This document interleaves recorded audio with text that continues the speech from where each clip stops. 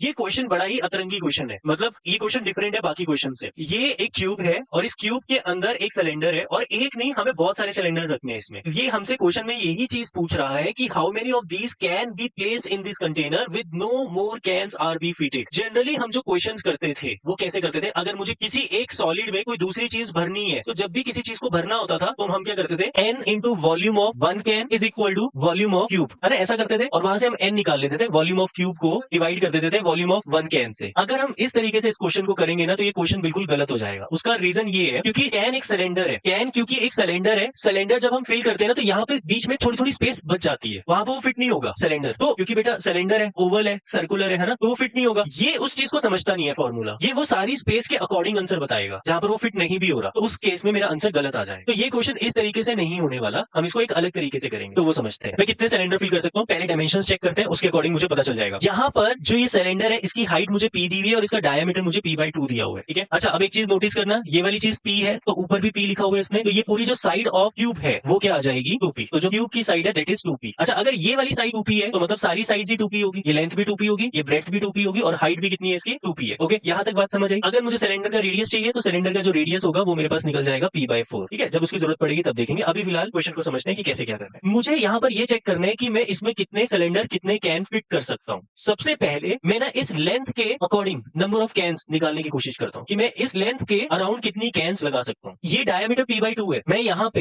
एक और सिलेंडर रख देता हूँ, अभी एक और डायमीटर p/2 हो जाएगा, एक और सिलेंडर रख देता हूँ, अभी डायमीटर वापस p/2 हो जाएगा, ये वाली स्पेस बच गई, और एक और डायमीटर रखूंगा तो एक और डायमीटर रखने पे p/2 हो जाएगी। और ऐसा करने पे मैं कितने सिलेंडर फिल कर पाया हूँ, 4, और p/2 इधर, p/2 इधर, p/2 इधर। और ऐसे देखकर भी समझ आ रहा है कि p/2 को अगर मैं 4 बार ऐड करता हूँ तो मेरा आंसर 2p बनता है, जो मेरी लेंथ के अराउंड फिट होने वाले हैं, है ना। ऐसे ही मैं सेम चीज क्या कर सकता हूँ, p/2 इधर, p/2 एक और सिलेंडर एंड p/2 एक और सिलेंडर, 4 सिलेंडर में किसके अराउंड भी लगा दूंगा, अपनी ब्रेड के अराउंड लगा सकता हूँ, है ना। तो देखो जब मैं 4 लगाऊंगा इधर, 1 2 3 4, 4 इधर, फिर उसके बाद 4 इधर बन जाएंगे, 4 इस वाली में बन जाएंगे और 4 इस वाली में बन जाएंगे, तो टोटल कितने बन जाएंगे आपके 16 सिलेंडर बन जाएंगे जो आपके लेंथ और ब्रेड के अराउंड होंगे। ऐसे 16 अगर नीचे है 16 ऊपर भी बन जाएंगे तो टोटल कितने हो जाएंगे 32 सिलेंडर हो जाएंगे, ठीक है। ये तो वही समझने वाली बात। अब इसको लिखना कैसे है, number of cylinder can be fitted along length, length के अलोंग कितने फिट कर सकता हूँ मैं 4, ब्रेड के अलोंग कितने कर सकता हूँ मैं 4, और अगर आप एक चीज नोटिस करो हाइट के अलोंग कितने कर सकता हूँ मैं 2, है ना, p+p दैट इज 2p, तो हाइट के अलोंग में कितने कर सकता हूँ 2, तो total number of cylinder can be fit इसके इक्वल होगा 4 × 4 × 2 दैट इज 16 × 2 मतलब 32 कैन्स। तो मींस इस पूरे क्यूब के अंदर मैं कितने कैन्स रख सकता हूँ 32। यही एक ट्रिकी चीज है इसमें। और मैंने आपको एक चीज बताई, इस क्वेश्चन को मैं किस तरीके से नहीं कर सकता था, अगर मैं ये वाला फॉर्मूला लगाऊंगा ना तो मेरा क्वेश्चन नहीं हो पाएगा।